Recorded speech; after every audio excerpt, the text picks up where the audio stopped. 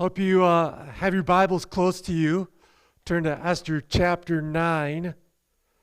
Esther chapter 9. We're going to do the first 10 verses. And while you're turning there, I want to tell you the story about this guy named Jeffrey and his son Nate.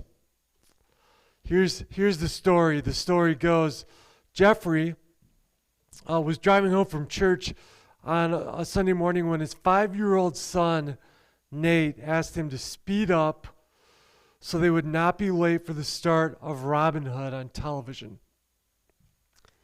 Jeffrey reminded Nate that the television had not been working because of a problem with the cable box.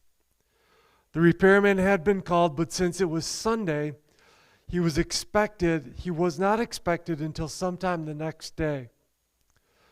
And even if he had shown up, the house was locked while they'd been at church. After a few minutes of silence, Nate suggested they pray that God would fix their TV in time for Robin Hood. Jeff was about to remind Nate that he should not pray for things like that because God is not our vending machine. And then he remembered the sermon text they just heard at church. Cast all your anxiety on him because he cares for you. The preacher had exhorted the congregation to pray for any matter that was on their heart, huge, large, or small, because if it troubled them, then our Heavenly Father cares about it. Jeff wanted his son to know he could turn to God for any troubling matter. And so, a glance in the rearview mirror at Nate's pouting face clearly showed that missing Robin Hood was troubling to his son. Jeff pulled the car over and listened as Nate asked God to please fix their TV in time for Robin Hood. More concerned about his son's developing relationship with God than about the TV, Jeff asked the Lord to please hear Nate's prayer. When they pulled into their driveway, Nate bounded toward the front door as Jeff pulled the car into the garage. Jeff knew they had locked the door before leaving for church and was surprised to find the door standing open behind Nate. Jeff was flabbergasted when he entered the house and found Nate sitting in front of the TV watching Robin Hood. Just then a family friend came down from upstairs. The friend was unexpectedly passing through town, and knowing where the outside key was hidden, he let himself in. Just a few minutes after he had arrived, the TV repairman arrived and quickly fixed the problem. Jeff says now, years later, Nate barely remembers the incident. Oh, but Jeff remembers it. Remembers it clearly as an example of the extraordinary and completely unpredictable ways in which God can work. Sometimes we can look at a story like that and we can say, oh, the TV repairman would have been there even if young Nate didn't pray, and the family friend, and it was all of these coincidences, and the 5-year-old's prayer maybe didn't matter at that point, and you can say all of the things that you want, but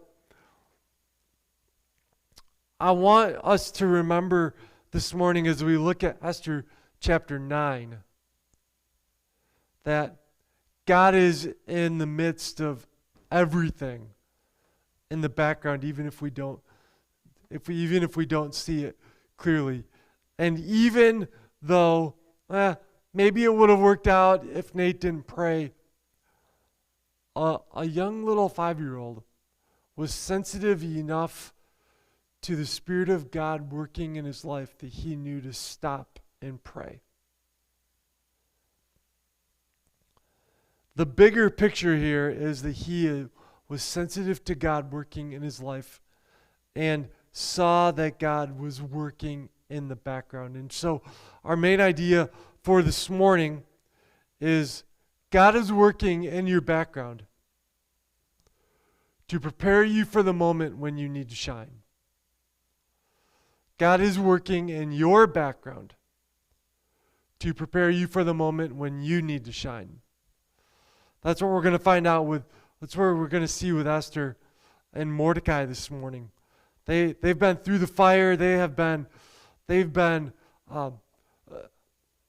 had quite the experience over the last 11 months of their life, and the day is coming. Let's just read and we'll find out. So, Esther chapter 9, verse 1. Now, in the 12th month, that is the month of Adar, on the 13th day. Remember this, if you go all the way back, probably to chapter 3, we would read that this is the day that Haman decided that all of the Jews were going to be gone, extinguished, executed, in the entire 127 provinces of the Persian Empire. They were going to be gone on this day. And he chose it 11 months in advance. So here we are. On the 13th day, the time came for the king's command and his decree to be executed. Don't miss this verse right here. On the day that the enemies of the Jews had hoped to overpower them, the opposite occurred, in that the Jews themselves overpowered those who hated them.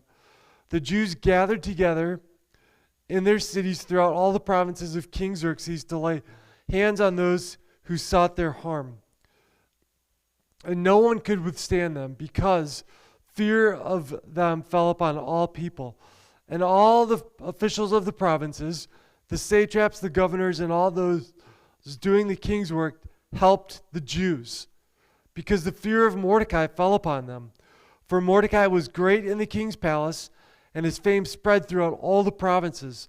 For this man Mordecai became increasingly prominent. Thus the Jews defeated all their enemies with the stroke of the sword, with slaughter and destruction, and did what they pleased to those who hated them.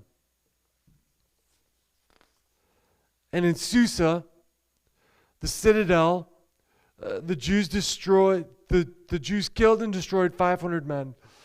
Also, Parshandatha, Delphin, Aspatha, Poratha, Adalia, Aridatha, Parmashta, Arisai, and a few others, the 10 sons of Haman, the son of Hammedatha, the enemy of the Jews. They killed, but they did not lay a hand on their plunder. Here's our first point for this morning. Over time, this context in Esther 9, we know over time is 11 months. Over time, God works through situations that seek to overpower us. So I want to bring you back to verse 1 here, and that said, on the day that the enemies of the Jews had hoped to overpower them, the opposite occurred. And in that day, the Jews themselves overpowered those who hated them. And the text goes on to say, the Jews defeated all their enemies. They laid hands on those who sought their harm. And so the very first thing that I want us to see here this morning is God had been working in this situation for months. God works in our situation to see in the situations that seek to overpower us. God is working. God is in the background. He is orchestrating things.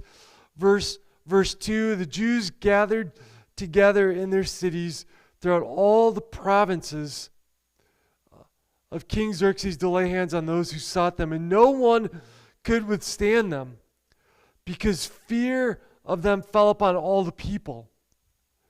The fear that fell upon them is directly from the hand of God. God is orchestrating, and God is fixing the situation. God is making it happen so that the Jews are not overpowered by still the ripple effect of Haman that is clear in this chapter. Verse 3, and all the officials of the provinces, all the officials, 127 provinces, the satraps, the governors, and all those doing the king's work helped the Jews. 11 months prior to this, they were given the edict that said the Jews had to be destroyed because they did not have the king's best interest in mind.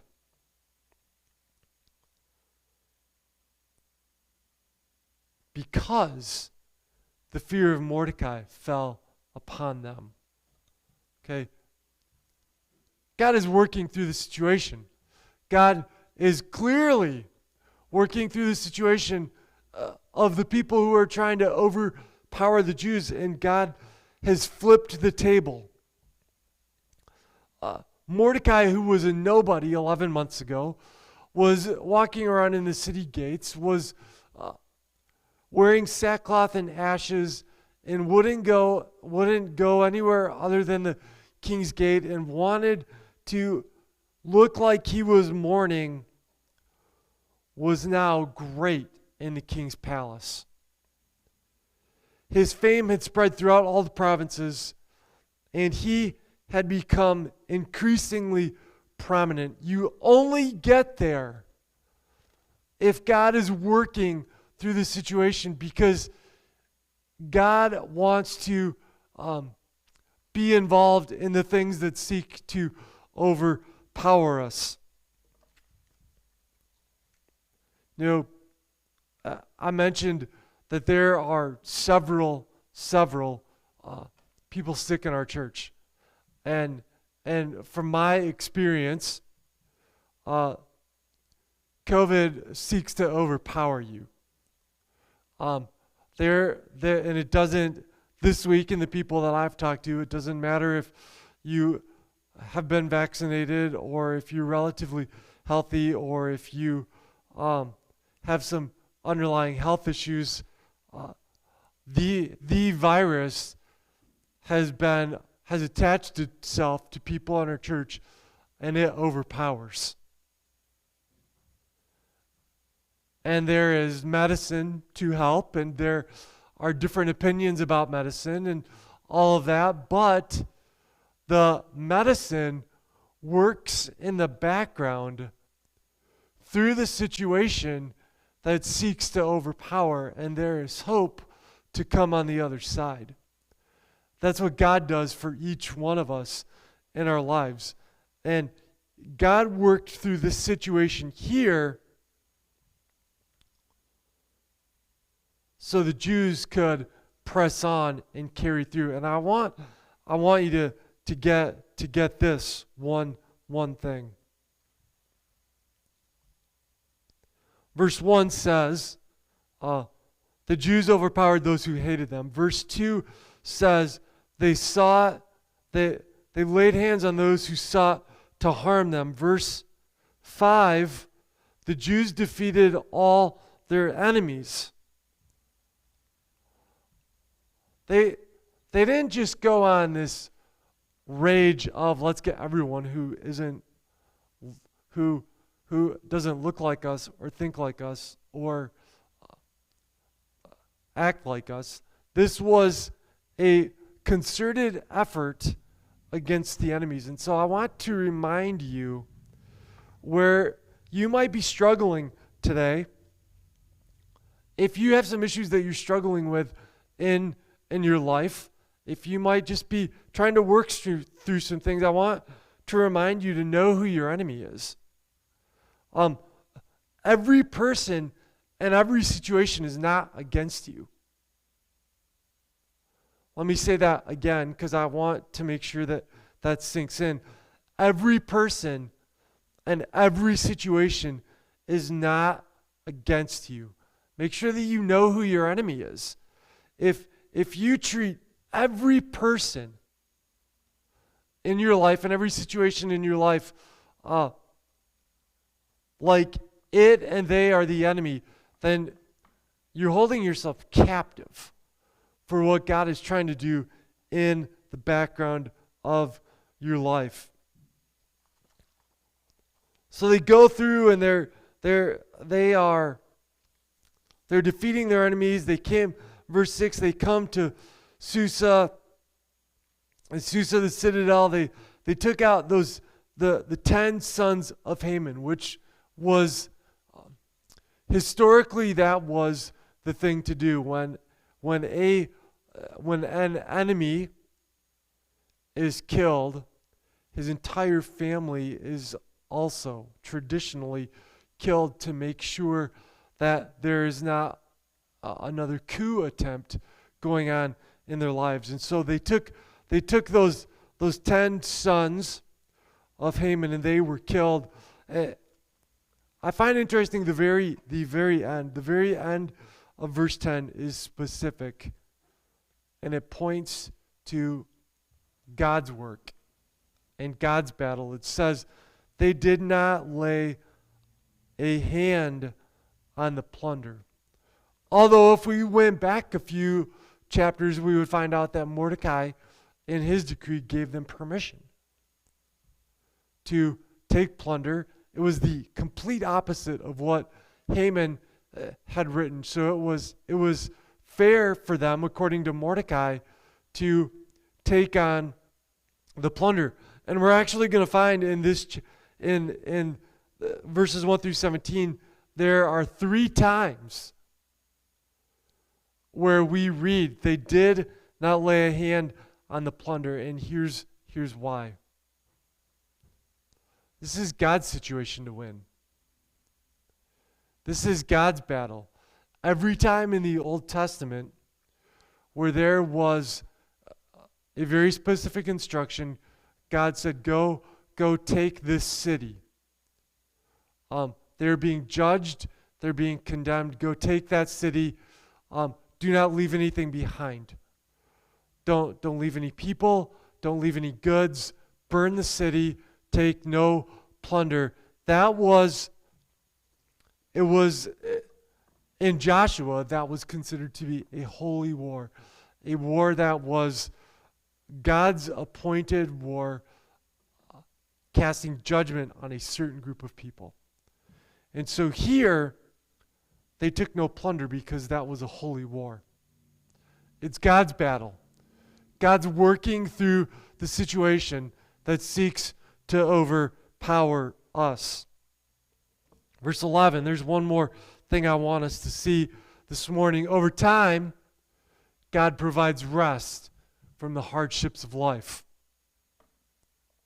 Verse 11 says this, on that day, the number of those who were killed in Susa the citadel was brought to the king, and the king said to Queen Esther, the Jews have killed and destroyed 500 men in Susa the citadel and the 10 sons of Haman. What have they done in the rest of the king's province? Now what is your petition? It shall be granted to you. And what is your further request? It shall be done. Okay, so let's just stop there for a moment. Make sure we understand in the city of Susa, the Jews have destroyed 500 people, 500 enemies. There were, it was very clear that the 2 decrees were gonna butt heads.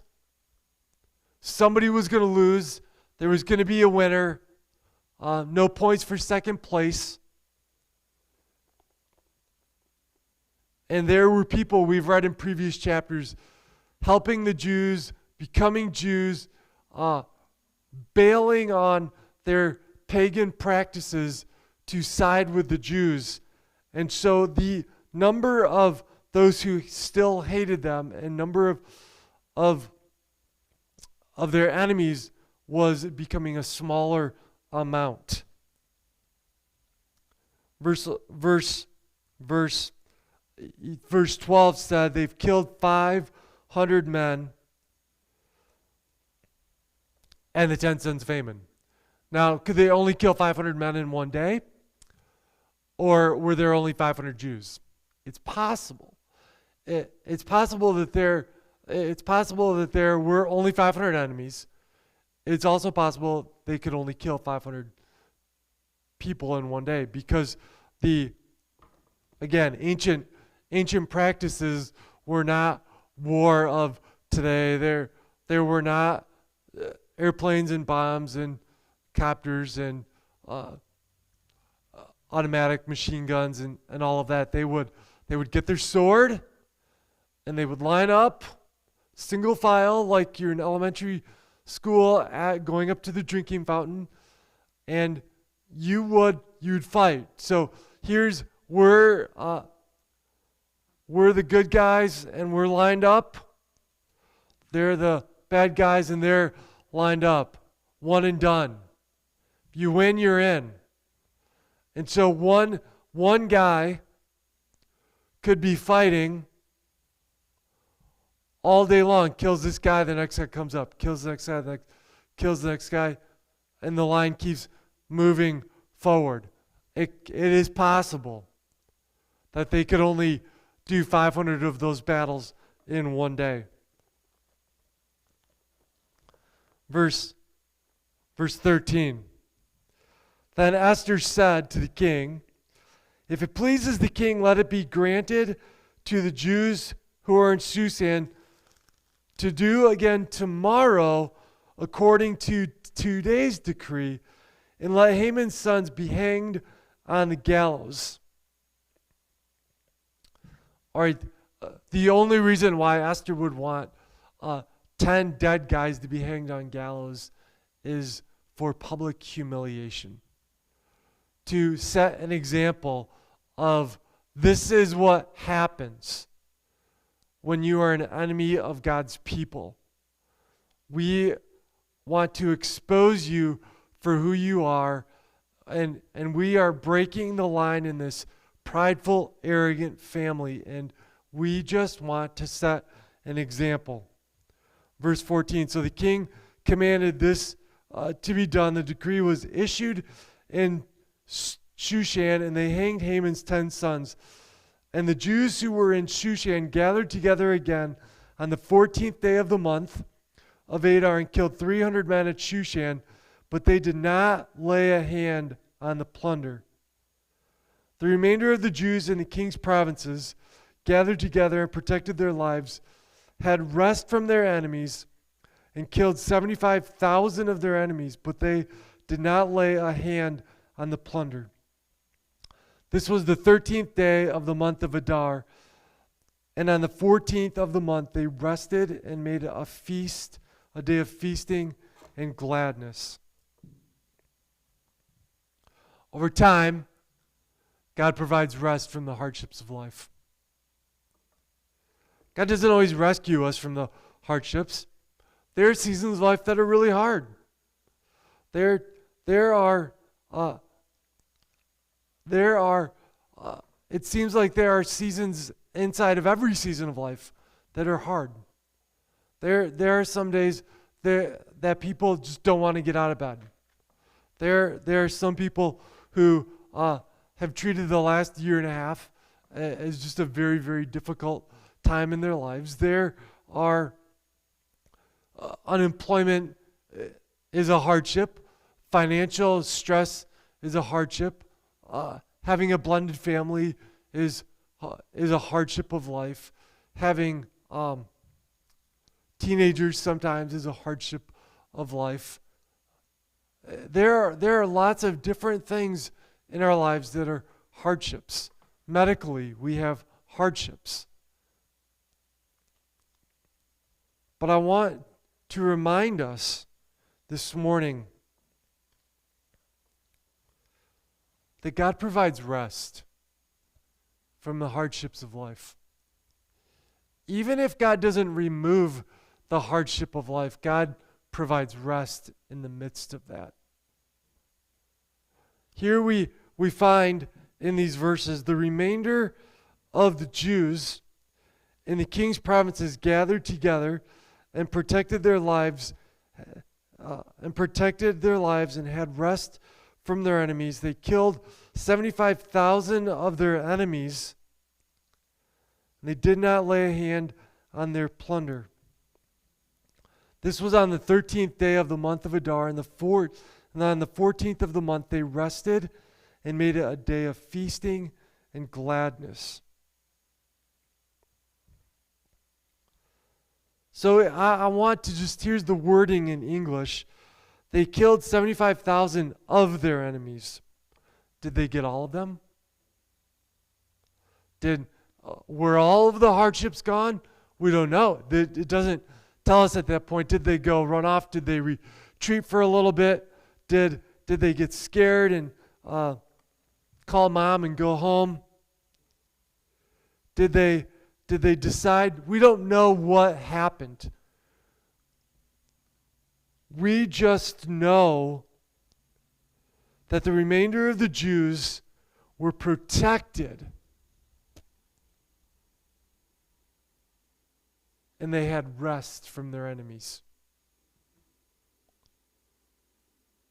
And they made it a day of feasting, and they made it a day of gladness. And for us this morning,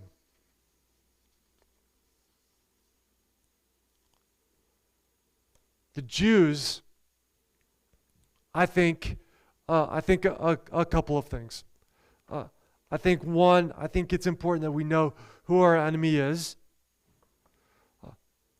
And again, every person and every situation is not against you. If you live life and you think every person and every situation is against you, that has more to do with you and your mental stability and how you carry things than those situations around you.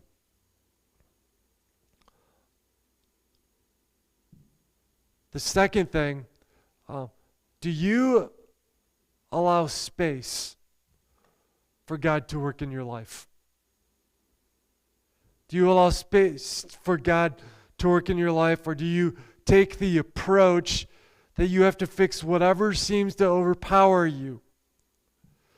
We would find over the last 11 months in Esther that if Esther and Mordecai did not allow space for God to work in the background and to work in our life, that plan probably would have ended very badly for them.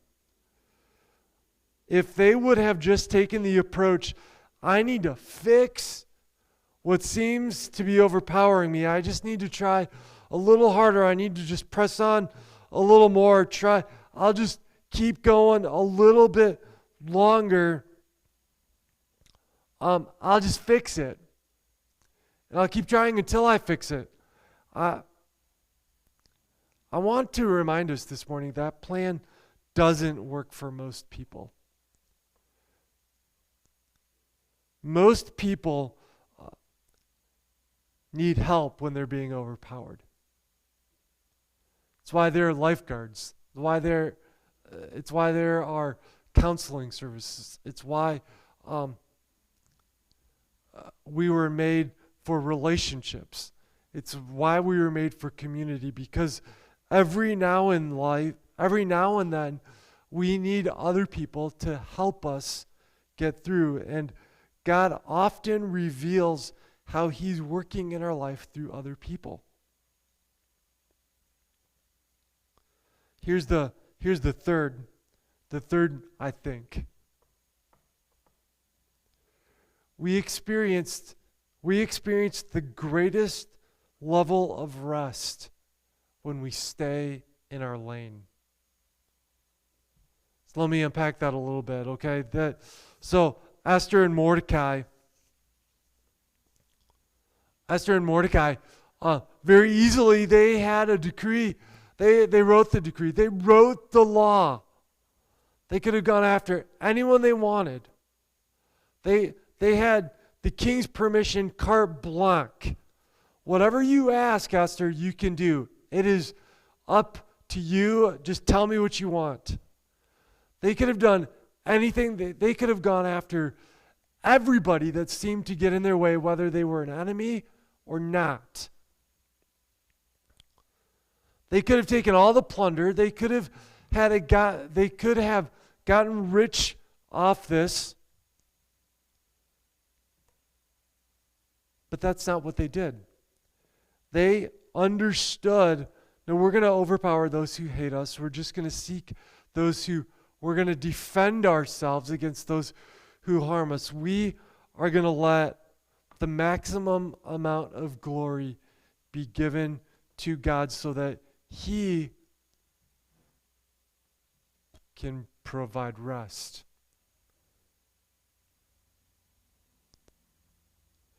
Esther and Mordecai knew their role in the puzzle, in the piece of, they knew their role, they understood their role, they knew that there were things that had to happen that could only happen from God.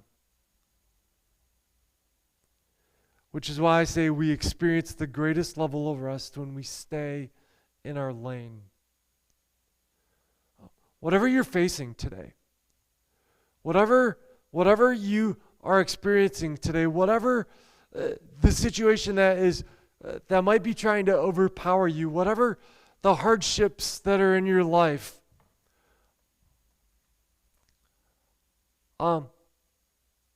please remember that we as humans aren't God. In order for those situations and those hardships to see the restful side, God has to do His part, and we have to let Him do His part. And we have to allow space for God to work in our lives. And so as I conclude here, I want to ask you,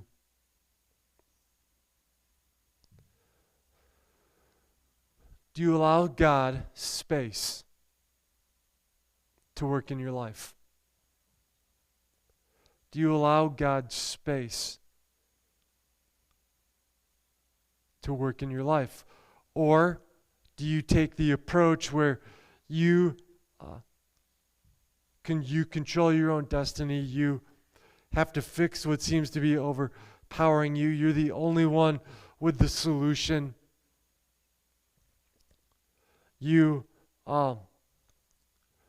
That situation might be overpowering you, but if you just keep trying harder, then you'll overpower the situation eventually.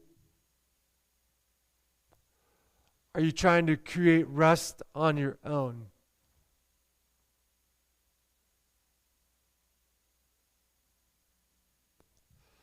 As we have been learning from the book of Esther, it's very clear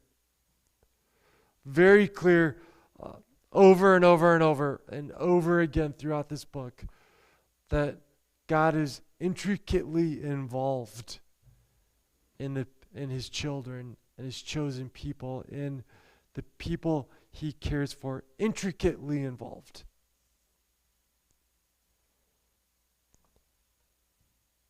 When we give space to God to work in our lives, we see the rest, and we see God intricately working in our lives. And so today, as you're sitting at home, as you're maybe one of the people who are recovering and just wish this virus would go away,